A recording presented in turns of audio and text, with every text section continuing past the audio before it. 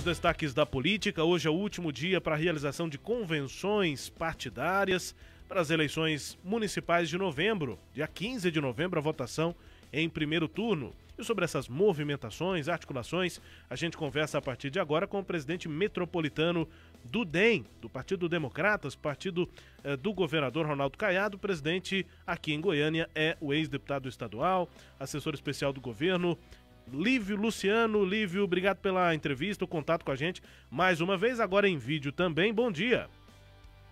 Bom dia, Rubens. Bom dia, Cileide. Bom dia a todos os ouvintes. Prazer ter o senhor com a gente aqui.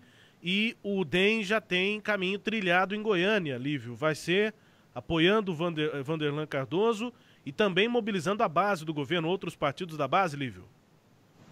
Exatamente, Rubens. Dias atrás eu falava com vocês aqui a respeito das possibilidades que existiam, né? Na verdade, nós contamos aí 3 possibilidades naquela época, né? Seria uma coligação com o MDB, ou uma candidatura própria, ou coligação com o PSD. E como já é de conhecimento público, nós, então, deliberamos por acompanhar o PSD, dando apoio do partido e buscando aí toda a base partidária no sentido de apoio à candidatura de Vanderlan Cardoso do PSD. Naquela entrevista anterior, Lívio, eu perguntei ainda no finalzinho da entrevista qual seria a relação entre 2020 com 2022. Aí o senhor disse que a base, o DEM, considerava algumas possibilidades também para 22 agora. O senhor disse, por exemplo, que poderia neutralizar adversários ou mesmo aumentar a base de apoio do governo, pensando lá na reeleição do governador Ronaldo Caiado em 2022. Essa aliança com o Vanderlan está mais no sentido de neutralizar um adversário? Até alguns meses atrás, ele era um adversário do governador, agora está junto. Olha, Rubens, também isso, né? A candidatura própria, evidentemente que nós tínhamos nome, que poderia, na minha avaliação, desempenhar um bom papel, né? Poderia ter sido trabalhado, né? Um nome próprio, mas visando também 2022. Evidentemente que nós não vamos aí dar apoio para um candidato que a gente não tem algum tipo de identificação, um candidato que não conheça Goiânia, um candidato que não tenha sido, assim, que não seja conhecido, bem conhecido do eleitorado goianiense. Então, nós, nesse apoiamento que nós estamos dando ao PSD, nós estamos levando em conta tudo isso, né? Um candidato que conhece Goiânia, já disputou eleição em Goiânia, é conhecido do eleitor goianiense e também, ao mesmo tempo, buscando uma força política para agregar projetos futuros do Democratas. Então, estamos unidos, digamos, o útil ao agradável e, evidentemente, que todo o esforço será feito pelo nosso partido, pelo próprio governador, na busca da eleição, né, dessa via que nós estabelecemos como nossa para 2020 e também 2022. Essa questão de 22 ficou clara na conversa agora para 2020 com o PSD, com o Vilmar Rocha, que é o presidente do partido, com o Vanderlan Cardoso, porque o Vilmar falou para a gente aqui nessa semana que estava tudo muito encaminhado para receber o apoio do DEM, mas que não tinha nada de conversa para 2022. É mais a expectativa do DEM e do governo, ou isso está claro nessa conversa agora, Lívio? Olha, Rubens, isso eu compararia a um namoro, depois o noivado, um casamento, né? Quero aqui ficar repetindo o presidente da República, né, que disse isso dias atrás, mas é mais ou menos nessa direção, né? A gente caminha junto agora e, evidentemente, naturalmente, por mais que não tenha sido, digamos, formalizado 2022, mas naturalmente é um caminho, né? Que você aproximou, você tem projetos em comum, houve apoiamento recíproco, evidentemente que isso pode, naturalmente, culminar com uma coligação, uma junção também em 2022. O próprio Vanderlan Cardoso, em entrevista, ele disse, né, agora ontem, salvo engano, que um apoio desse ele vai ficar devedor e naturalmente comprometido com o projeto de reeleição do governador Ronaldo Caiado. Cileide.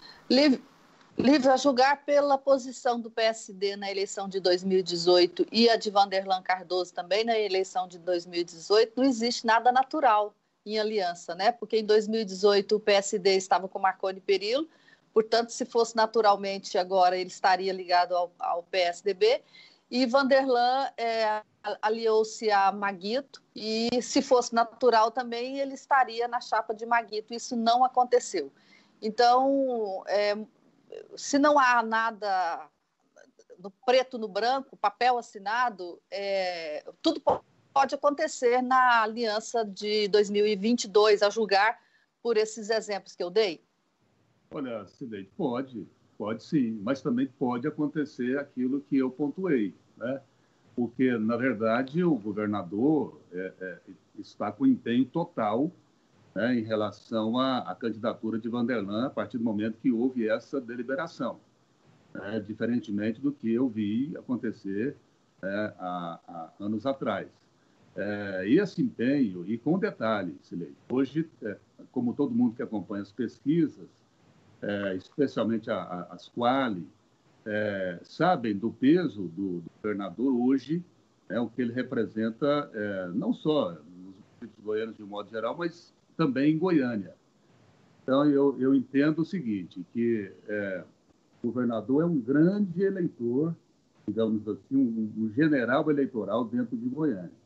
O apoio dele vai significar muito para a eleição do candidato. Então, isso tudo tem a ver, né, o grau de envolvimento, o peso desse envolvimento, isso tudo vai refletir, digamos assim, num resultado numérico, em termos de votos, que vai fazer com que o candidato se sinta devedor. Agora, se pagará essa dívida, né, o tempo dirá. Mas quando eu falo natural é porque seria, né, a lógica das coisas num ambiente num ambiente colaborativo, onde se quer formar um grupo forte, né, para estar caminhando aí, não na próxima, né, 2022, não nessa ou 2022 só, mas um grupo para estar caminhando aí por mais tempo na política goiana. Na eleição passada de prefeito, o Vanderlan teve o apoio do Palácio das Esmeraldas, só que o inquilino era Marconi Perillo. E agora ele tem, de novo, o apoio do Palácio das Esmeraldas com Ronaldo Caiado, que é adversário ferrenho de Marconi Perillo, a quem acusa de ser ter comandado a maior Disneylândia da corrupção no estado de Goiás. Não é constrangedor, não vai ser constrangedor para o governo ter que explicar isso? Não, para a gente não. Para a gente não, Cileide. Eu vejo assim, que nós tínhamos várias opções, né? Todo mundo sabe disso. E, naturalmente, já tinha uma posição definida por parte do governador, que é o líder maior do nosso partido, que era o apoiamento ao Íris, né? Então, o Íris não sendo candidato, aí cogitou-se do Íris, digamos, patrocinar ou apadrinhar um acordo, né, com outro candidato dentro do MDB. Isso não aconteceu e, paralelamente, abriu-se, então, a discussão com o Vanderlan, que demonstrou o interesse, né, e que emissários dele nos avaliaram, né, buscando nos sentir em relação à possibilidade de conversar e buscar uma ação dessa, né? Então, assim, de nossa parte, não. De nossa parte, não. Eu vejo que a posição do governador, a posição assim, muito, muito clara, né? O Vanderlan, a gente sabe que ele tem um conhecimento bom em Goiânia, que ele tem projetos para Goiânia, nós também temos isso, né? Então, eu vejo que é bastante natural da nossa parte dar apoio a um candidato que quer vir somar, fazer parte de um grupo político liderado pelo governador.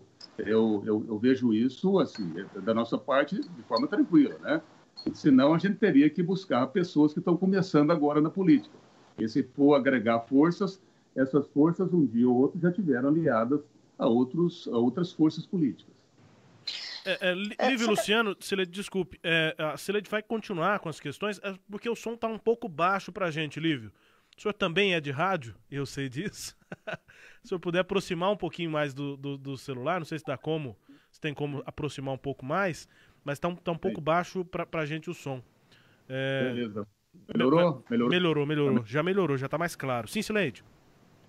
Então, o DEM ficou fora da chapa majoritária, né? Como é que foi esse processo? Por que o DEM resolveu não indicar e o governador indicou o ex-secretário Wilder de Moraes, que já tinha até feito convenção para ser candidato pelo PSC?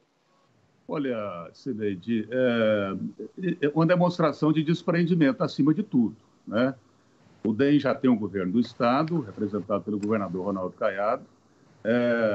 São vários os partidos que compõem essa base do governo. Na verdade, são 12 partidos que compõem essa base, né, além do DEM. É um sinal de prestigiamento a partidos da base que estão nos acompanhando, né?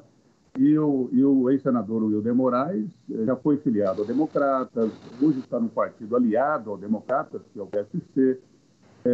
E, na minha avaliação, assim, e o próprio governador avaliou dessa maneira, prestigiar companheiro nunca é ruim, né?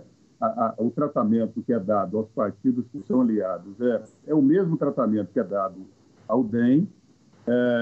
Haja vista, Cileide, que a gente tem feito reuniões periódicas, aliás, semanais, o governador comandando essas reuniões com os partidos aliados, na busca de definir nomes para cada cidade do estado de Goiás.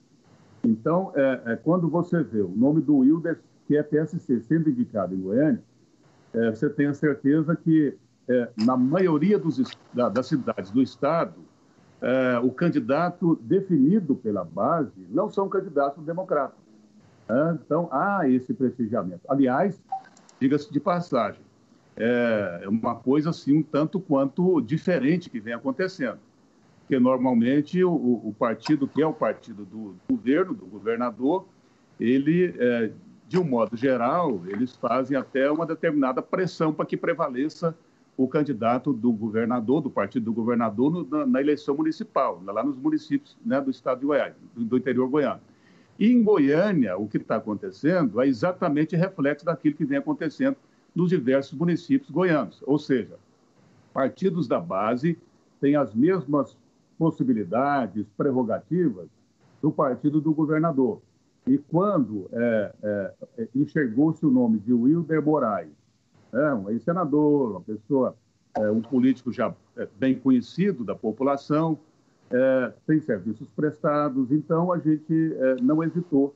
O próprio governador, ele tomou essa decisão, né, de indicar um companheiro do partido aliado, né, com toda tranquilidade, como se fora um companheiro do próprio Democrata. Lívio, você falou sobre os municípios, o governador comandou uma série de reuniões aí com presidentes de partidos para tentar encontrar consenso nos municípios. Isso foi possível, especialmente aí nos maiores municípios, naqueles que fazem diferença, né, no resultado de uma eleição? Olha, Cileide, olha só a frase que o governador usou na primeira reunião. Vamos buscar solução. Se não houver solução, solução está dada. Significa o quê? Significa que iríamos fazer um esforço para tentar unificar ou tentar resumir no menor número de candidaturas possível entre os partidos da base em cada município. Então, nós fizemos esse esforço exatamente para isso. Agora, naqueles municípios onde a candidatura, né, de um companheiro de um partido aliado estava já um tanto consolidada, tanto é que nós definimos, foi unânime isso, na definição do critério de pesquisa, não é o critério de pesquisa para impor o nome, o critério de pesquisa para ser uma importante ferramenta de avaliação para se construir uma unificação no município. E também foi, inclusive, um instituto escolhido, só um instituto, também por unanimidade, para fazer todas essas pesquisas, para você ver o tanto que a gente buscou democratizar toda essa situação na definição dos candidatos em cada município. Evidentemente, Cileide, que nós não conseguimos unificar em todos os municípios, muito pelo contrário. Na maioria dos municípios, a base terá mais de um candidato, mas lugares onde tinham 6 candidatos da base, conseguimos aí reduzir para 1 até para 2 candidaturas, o que já foi um avanço. Então, assim, o que nós concluímos é que a nossa base é uma base forte, formada por partidos que têm nomes fortes nos municípios, e quando você tem nomes fortes, fica mais difícil de você ter deixando a disputa em favor de outro candidato. Mas, na medida do possível, digo para você que nós conseguimos fazer um bom condensamento dessas candidaturas em torno de candidatos da nossa base. Nesses municípios, eu me lembro que o caso de Trindade, que não se teve consenso, o governador ficará fora da campanha ou ele vai participar da campanha de um dos candidatos? Olha, em Trindade foi um caso assim emblemático, né? Um caso, digamos, até excepcional, porque lá são, na verdade, 3 candidatos da base com um potencial eleitoral um pouco mais elevado. O próprio doutor Jorge Moraes, presidente do PDT, doutor Antônio, que é dos Democratas, deputado doutor Antônio, e também o Rony, que é do Cidadania. Os 3 aparecem na pesquisa com bons índices. Mas o governador já tinha antecipado a todos eles que, em cidade do porte de Trindade, ele não ficaria fora, né, digamos assim, não ficaria sem ter uma opção, né, sem ter uma participação na campanha. E, então, como o critério principal foi a pesquisa, foram feitas, na verdade, ao invés de uma, foram feitas 3 pesquisas em Trindade. E todas elas apontavam o doutor Antônio, então, como o candidato até com uma ligeira vantagem, até com uma importante vantagem em relação ao segundo colocado. O governador conversou com os outros 2 no sentido de buscar uma unificação em torno do doutor Antônio. Quer dizer, como não foi possível essa unificação, prevaleceu, então, o critério de pesquisa. O governador vai apoiar o doutor Antônio, deputado Antônio, do Democratas. Secretário, aqui em Goiânia, o partido do vice-governador não ficou na aliança que o governador organizou. Não houve interesse do governador em atrair para a base o partido do vice? Olha, o governador, com certeza, procurou conversar com os partidos e ainda está conversando. Porque, na verdade, esse apoiamento ao Vanderlan foi definido, na verdade, ontem, né? Então, ainda estamos naquele tempo, né, de buscar o maior número de apoio possível ao candidato Vanderlan, isso com o esforço do próprio candidato, o esforço, né, do próprio governador nessas ações políticas.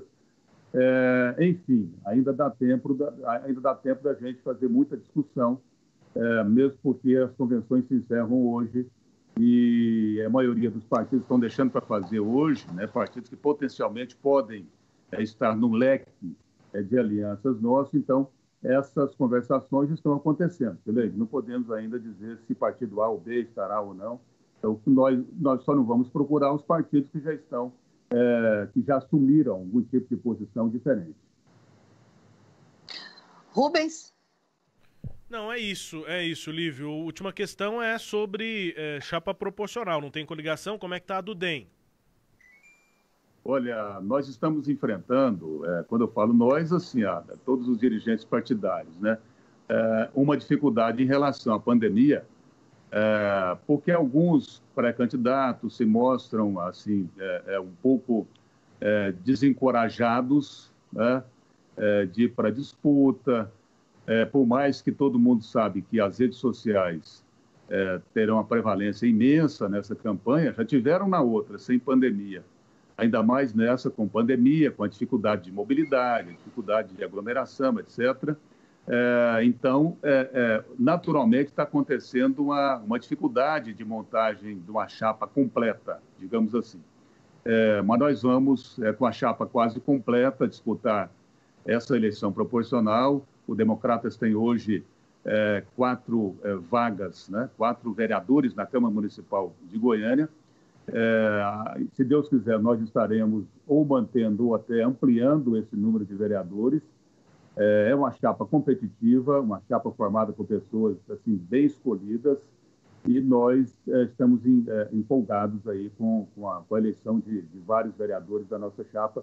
Nós teremos a nossa convenção hoje para confirmar essa chapa proporcional, e para confirmar a aliança com o PSD, na majoritária. A nossa convenção será hoje às 18 horas no próprio diretório do Democratas no setor. Ok. Presidente do DEM Metropolitano, DEM em Goiânia, Lívio Luciano. Lívio, obrigado pela disponibilidade aqui de conversar com a gente. Um abraço, bom dia aí. Bom dia, obrigado Rubens, obrigado Cileide, um abraço aí a todos os nossos ouvintes e telespectadores. Valeu, obrigado Lívio Luciano, falando aqui sobre articulações dessas eleições municipais, o Partido Democratas e da base do governo também. Você confere destaques e a íntegra aí dessa conversa, dessa entrevista, acessando o nosso sagresonline.com.br.